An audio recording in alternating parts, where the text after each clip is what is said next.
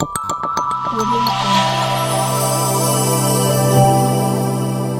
Jungle.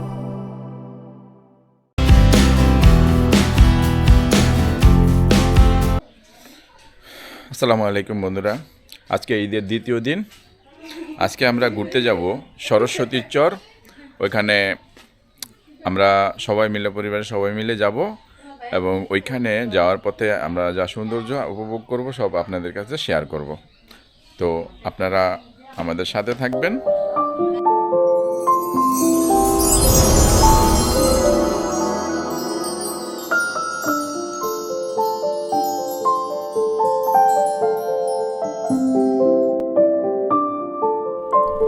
Eid মানে আনন্দ, ঈদ মানে হাসি, ঈদ মানে খুশি, দুঃখ বেদনা সব দূরে সরিয়ে সবাই আনন্দে মাতোয়ারা। যখন আমরা ছোট ছিলাম তখন সবাই আমরা আনন্দে ভাসছিলাম। ঈদের নামাজ পড়ে আমরা আত্মীয় স্বজনের বাসায় যেতাম, নতুন জামা কাপড় পরে আমরা সেমাই মিষ্টি খেয়ে ঈদ সালামি নিতাম। সময়ের পরিবর্তনে আমরা অনেক বড় হয়ে গেছি। এখন আমার সন্তানেরা তারা ঈদ আনন্দের জন্য ভালো কাপড় চোপড় পরে ঈদ সালামি নিয়ে তারাও আনন্দ করে।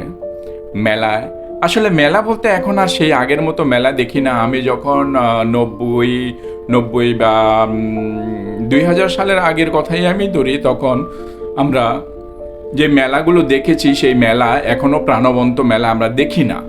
তখন কমলাপুরের একটা মেলা ছিল, তারপর ফকিরাপুরের দিকটা মেলা ছিল, আর আমাদের এই গ্রামের মধ্যে, এই রঘুনাথপুর গ্রামের মধ্যে সাতানি কালী বটগাছতলা একটা মেলা হতো। কিন্তু কালের বিবর্তনে সেই কালী বটগাছতলার মেলা এখন আর নেই। আর সালিয়াকান্দি বাজার একটা মেলা বসতো, সেই মেলাটা এবার ঈদে আমি পাইনি, তবে পহেলা বৈশাখে নাকি বলে হবে। যাক, সেটা বড় কথা না। কিন্তু সময়ের পরিবর্তনে সবাই এখন ওই মেলামুখী না, মেলার প্রতি তার একটা আকর্ষণও এখন নাই, আগের মতো নাই। তো সে যাই হোক, ঈদ তো আর আনন্দ থেমে থাকে না। আমরাও বেরিয়ে পড়লাম, যা প্রতি বছরের ন্যায় এবারও আমরা ফ্যামিলি নিয়ে বেরিয়ে পড়লাম। আসলে আমরা প্রত্যেক বছর রোজার ঈদে আমরা তিন ভাইয়ের বউ, বাচ্চা, বাবা, আমি সবাইকে নিয়ে আমরা লং ট্যুরে যেতাম।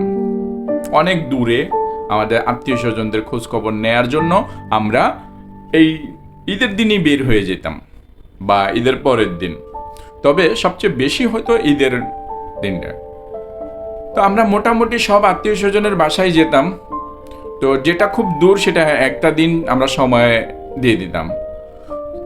তো আজকে আমরা সবাই মিলে গেলাম সরস্বতী চর। ওখানে আমাদের এক আত্মীয় আছে, তো তার কাছে আমরা যাব। তো ওখানে যাওয়ার পরে আমরা আসলে মূল টার্গেট করছি, জানলাম যে সরস্বতী চরের ওখানে একটা নদী আছে, নদীতে খুব ভালো, আমার মনও সায় দিচ্ছে ওখানে আমি গোসল করব। তো আমার সরস্বতী চরের ওইখানে আমি আসলে ভিডিও অতটুকু করার কোনো ইচ্ছা বা আগ্রহ আমি রাখি নাই। তো ভিডিওটা করছি এখানে আমি আমার এই যে বাড়ি থেকে এই যে রাস্তাটাতে আমি যাচ্ছি, এই রাস্তাটার ভিডিওই আমি করলাম। আসলে আমি কেন এই ভিডিওটা করলাম, আমি আসলে কখনো এই যে আমার 40 আপ ইয়ারটা, এই ইয়ারে আমি এখন পর্যন্ত এই রোডটা ব্যবহার করি নাই। আমি এই রোড দিয়ে কখনো আমি যাইনি। তো আমার খুব ছোটবেলা থেকে আমি শুনতাম মাসিমপুর বাজার, বাতাকান্দি বাজার, এগুলি আমি নাম শুনে আসছি, কিন্তু এইবারে আমি এই রোডগুলো আমি ব্যবহার করব। তো এই রোডটা দিয়ে যখন আমি যাব, তো এখান দিয়ে আমার মাসিমপুর একটা বাজার আমি দেখে অবাক হয়ে গেলাম যে বাজারটা এত বিশাল আর এত ঝমঝমাট।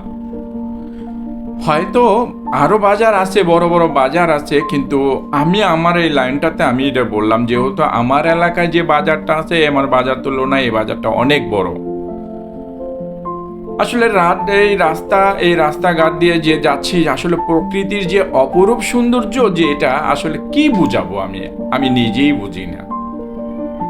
দুই সাইডের গাছপালা, অফুরন্ত খোলামেলার জায়গা, নীল আকাশ, ও বলার বাহিরে। আর ফাঁকে ফাঁকে ফাঁকে ফাঁকে সুন্দর সুন্দর কিছু বাড়ি তাক লাগানো। আসলে প্রকৃতির সাথে ম্যাচ করা যখন বাড়িগুলি হয় তখন আসলেও একটা অন্যরকম সুন্দর। আমরা একটা অটো দিয়ে যখন যাচ্ছি, অটো ফুল স্পিডে ছাড়ছে বা সুন্দর, আমরা দারুণ একটা ফিলিংস পেলাম। আর তখন গরমটা তেমন একটা না, এখন যে পরিস্থিতি এই গরমটা এখন লাগছে না, বাট বাইরের বাতাসটা আমাদের খুব প্রাণবন্ত লাগছে।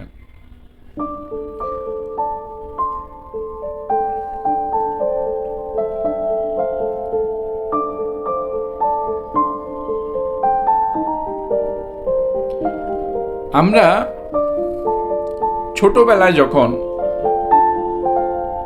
বাবার সাথে মার্কেট করতে যেতাম, আসলে তখন আমার ফার্স্ট চয়েস ছিল একটা ভালো শার্ট, ভালো প্যান্ট, ভালো জুতা এগুলি কিনবো। আসলে তখন বাবার আর্থিক অবস্থাটা আমি যাচাই করিনি যে আমার বাবা কত টাকা বেতন পায়, এই এত টাকা বেতন দিয়ে আমাদেরকে এত কিছু দিয়ে পারবে কি না। শুক্রিয়া আল্লাহর কাছে যে আমার বাবা না করেনি যে আমি তোকে এটা দিতে পারবো না বা তোর ইচ্ছাটাকে আমি পূর্ণ করতে পারবো না। আমার বাবা আমাকে দিয়েছে, আমার মা আমাকে সাধ্যমতো দিয়েছে। আমি তখন অভাবটাই বুঝি নাই। আমার ছোটবেলায় একটা শখ ছিল আমি চেইন বোট পরবো। সেই সময় চেইন বোট একটা ফ্যাশন ছিল, ট্রেন্ড ছিল চেইন বোর্ডের, একটা উঁচু টাইপের। আমি সেই চেইন বোর্ড ব্যবহার করেছি, ভালো জামা কাপড় পরেছি। আমার 3 ভাইয়ের মধ্যে আমি বেশি একটু ফ্যাশনেবল ছিলাম। ভালো ভালো জামা, ভালো এর প্রতি আমার খুব আকর্ষণ ছিল। তো আমার বাবাও আমার সাধ্যমতো চেষ্টা করছে আমার ইচ্ছাগুলোকে পূরণ করার জন্য। আমি এখন বুঝতেছি, আমি যখন এখন একটা চাকরি করতেছি, আমি যে টাকা ইনকাম করতেছি, আমি সংসার চালাচ্ছি, আমি সংসারের সব খরচ বহন করছি, এখন বুঝতেছি যে একটা মার্কেট করতে গিয়ে কতটুক হিসাব করতে হয়। এখন আমাকে আমার আল্লাহ তাআলা আমাকে 2টি সন্তান দিয়েছে। আমার ওই 2টি সন্তানের পেছনে যখন আমি ঈদের মার্কেটটা উজাড় করে করতে যাই, বিলিভ করেন তখন আমার মনে হয় যে আমার বাবা কিভাবে করছে। সে অল্প টাকার বেতন দিয়ে আমাদের ইচ্ছাগুলোকে পূরণ করছে। সালাম আমার বাবাকে, আল্লাহ আমার বাবাকে ভালো রাখুক, সুস্থ রাখুক।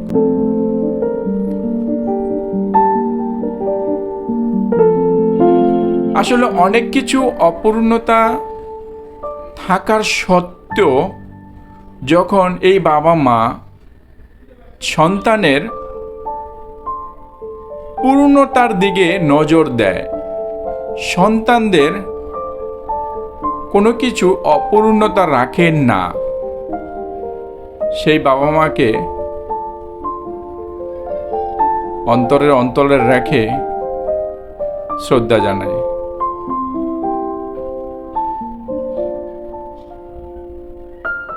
আসলে একটা সময় আমি আসলে বুঝি নাই, এখন যেটা বুঝি যে আসলে কতটা কষ্ট করে সেই সময় আমার বাবা সংসারটা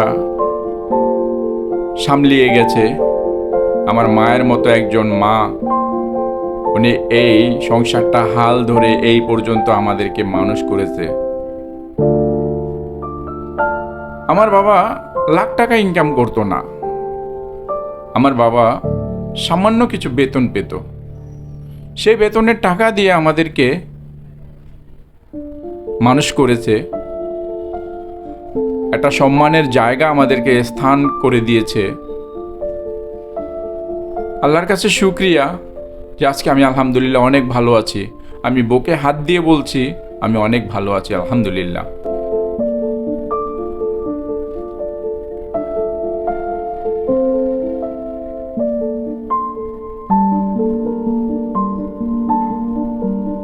অনেক সীমাবদ্ধতার মধ্যেও যখন মনের ইচ্ছাগুলো, সুপ্ত বাসনাগুলো পূরণ করার তাদিক জাগে, বিশ্বাস করেন তখন আল্লাহ তাআলা সবকিছু ম্যানেজ করে দেয়। আমি আল্লাহর কাছে শুকরিয়া জানাই, আল্লাহ অনেক ভালো রেখেছে। এটা মাসিমপুর বাজার। এই মাসিমপুর বাজারটা অনেক বড়।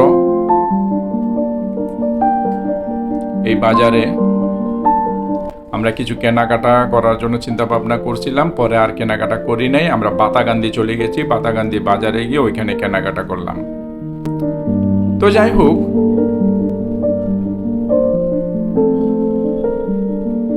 যেহেতু আমাদের প্রসঙ্গটা হচ্ছে ঈদ কেন্দ্রিক,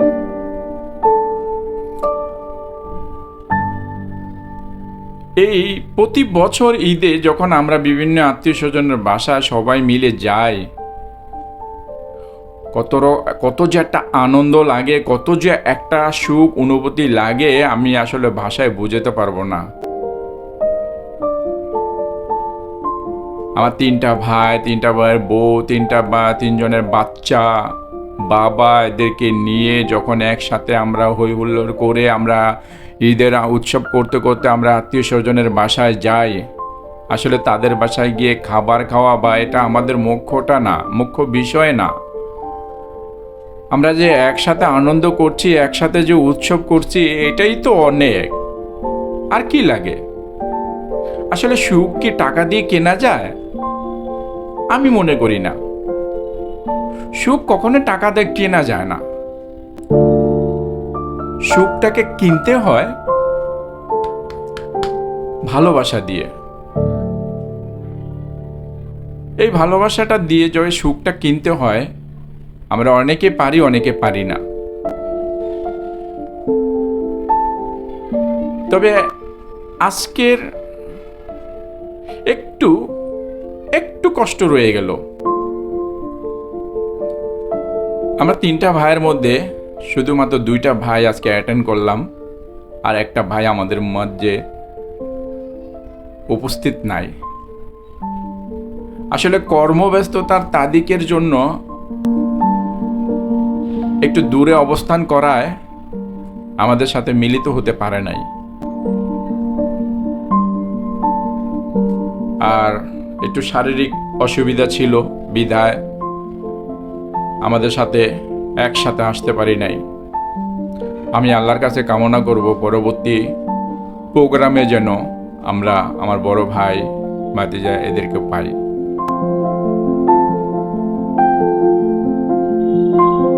সময় সবকিছু ঠিক হয়ে যায়, সময় সবকিছু ঠিক করে দেয়। আল্লাহ তাআলা প্রতিটা মানুষকে সঠিক লাইন দেয়, সঠিক লাইনে চলার সবকিছু দিয়ে দেয়। কিন্তু আমরা আমাদের নিবদ্ধিতার কারণে আমরা মাঝে মাঝে একটু বেলাইনে চলে যাই। কিন্তু যখন আমাদের জ্ঞানটা ফিরে, তখন আরে আল্লাহ তো আমাকে এইভাবে চাইছিল না ওইভাবে, আমি এইভাবে গেলাম। যাক, সেটা বড় কথা না। তো আমরা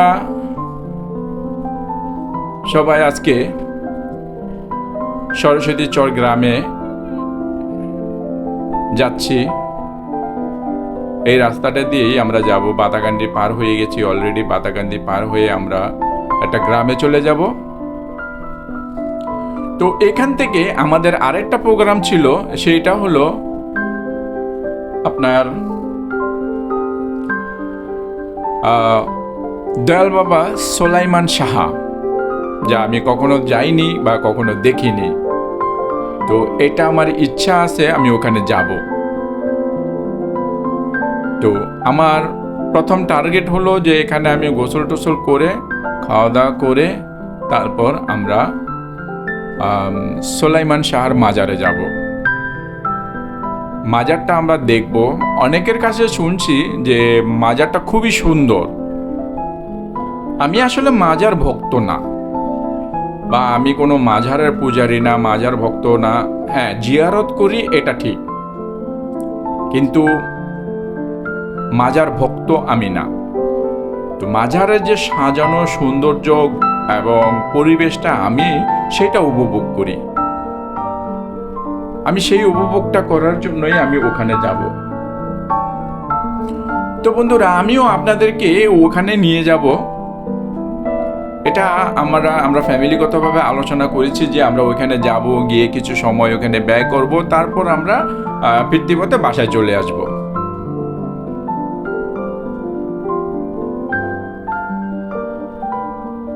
আসলে এই যে রাস্তাটা দিয়ে যাচ্ছি, যে দুই সাইডের সৌন্দর্য কি বলবো, অসাধারণ।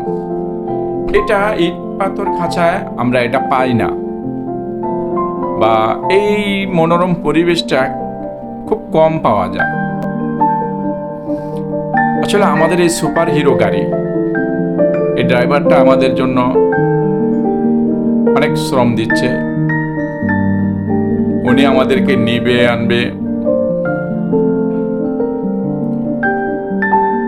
আসলে আমরা বড় গাড়ি নেই এই কারণ কোন রাস্তা কতটুকু আমরা জানি না, আর এটা আমাদের জন্য সবচেয়ে ভালো বাহন। আমরা ইচ্ছে মতো এটাকে ব্যবহার করতে পারি, বিভিন্ন চিপা চাপা গলি দিয়েও ঢুকতে পারে। ওয়াও, মাশাআল্লাহ মাশাআল্লাহ, প্রকৃতির পরিবেশ কত নির্মল, অসাধারণ।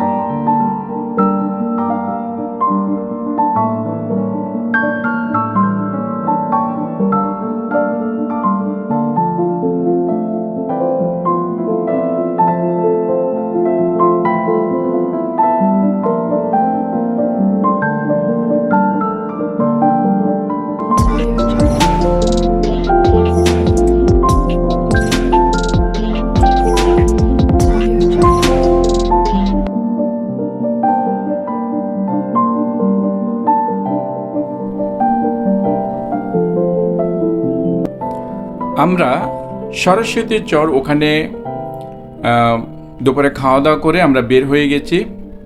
বের হয়ে এই রোডটা, এটা হলো হোমনা রোড। এই রোডের শেষের দিকে তিতাসের শেষ একটা ব্রিজ পড়ে, ওই ব্রিজটার কাছেই আমরা সোলাইমান শাহ মাজারের কাছে আমরা যাব এবং আপনাদেরকেও দেখাবো সোলাইমান শাহ মাজার। আমি এই প্রথম যাচ্ছি, মানে আমিও কখনো দেখি নেই। এটা হলো সেই সোলাইমান শাহ মাজার। আমার ছোট ভাই সে বলতেছে যে ভিতরে গিয়ে দেখানোর জন্য, যা আপনাদেরকেও আমি দেখাইতে পারি। আসুন না আমরা ভিতরে যাই।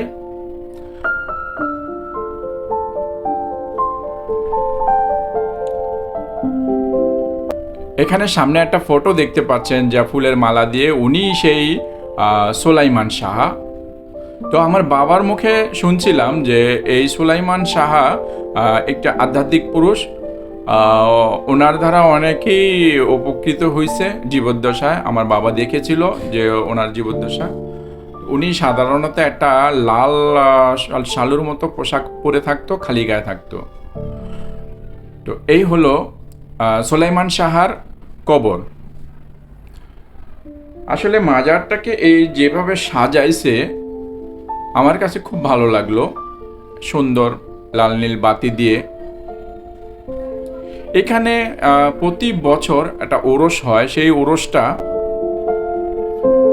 অনেক মানুষ হয়, দূর দূরান্ত থেকে বহু মানুষ হয়। তবে আমাদের সৌভাগ্য হবে কি না আমি জানি না যে আমাদের এই ওরসে উপস্থিত থাকা। আসলে ইচ্ছেও নেই, কোনো ওরসে আমার ইচ্ছে নেই উপস্থিত থাকা, কারণ আমি মাজারের এইগুলি আমার ভালো লাগে না। অনেক মানুষ আছে যে এখানে আর ভালো লাগে, ভক্তি করে, সম্মান করে। আমি অসম্মান করি না, আমিও সম্মান করি, কিন্তু বাট একটা আছে না ভক্তি বা একটা দয়াল বাবা, ও বাবা, অমুক বাবা, তমুক বাবা, না, এগুলির মধ্যে আমার কাছে আবার এগুলি না। আমি এই দয়াল বাবার কাছে আমি না, আমার কাছে আমার আল্লাহ। চাওয়ার মধ্যে আমি আল্লাহ, আমার আল্লাহর কাছে আমি চাই। কিন্তু আমি সৌন্দর্যগুলি দেখতে ভালোবাসি। আমি এই প্রকৃতির এই যে কারুকাজ, নকশা, এগুলি আমার কাছে খুব ভালো লাগে। আমি ঘুরে ঘুরে দেখলাম এবং আপনাদেরকেও দেখাচ্ছি।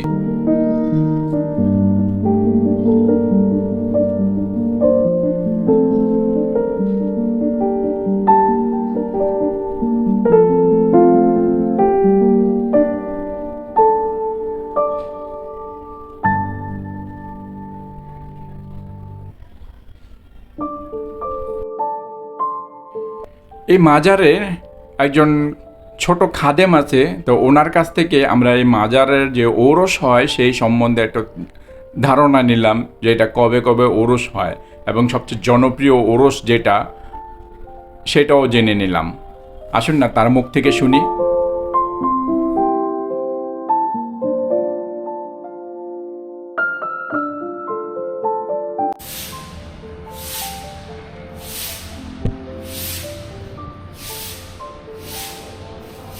এটা বাৎসরিক মাহফিল কবে কবে কবে হয়? মাঘ মাসের 9 মাঘ মাসের 9 তারিখে। তাহলে এটা হয়ে গেছে অলরেডি, প্রতি বছর মাঘ মাসের 9 তারিখে। হ্যাঁ, আর মৃত্যুবার্ষিকী, জন্মদিন 40, হ্যাঁ, বছরে 4টা। বছরে 4টা। মৃত্যুবার্ষিকী গেছে গা। আচ্ছা আচ্ছা। সামনে একেবারে মূল অনুষ্ঠানটা কোনটা সবচেয়ে বেশি জমজমাট হয়? জমজমায় মাঘ মাসের 9। ওইটায়? হ্যাঁ, বার্ষিকীটা। এটা একদিন ব্যাপী নাকি? না, এই দিন থাকে পুরো সিজনটাই? হ্যাঁ।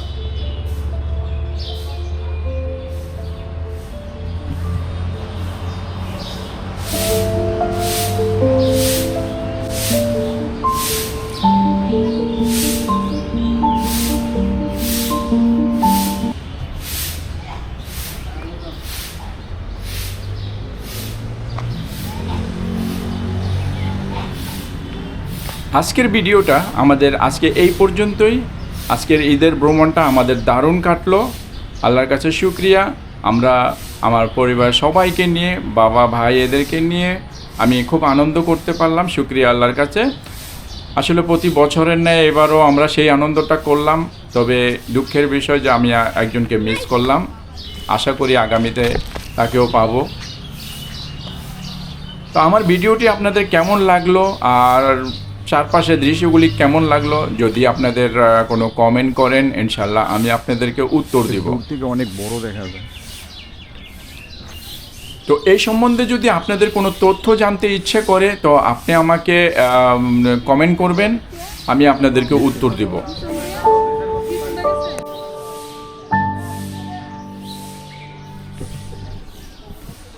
বন্ধুরা, আমরা হযরত সুলাইমান শাহ এর মাজার থেকে আপনাদেরকে শুভেচ্ছা জানাই। তো আমার ভিডিওটা যদি আপনাদের ভালো লাগে, তো আপনারা লাইক, কমেন্ট, সাবস্ক্রাইব করবেন। আর সম্বন্ধে যদি কোনো কিছু জানতে চান, তাহলে প্রশ্ন করলে, কমেন্ট করলে আমি আপনাদেরকে জানিয়ে দিব। ধন্যবাদ।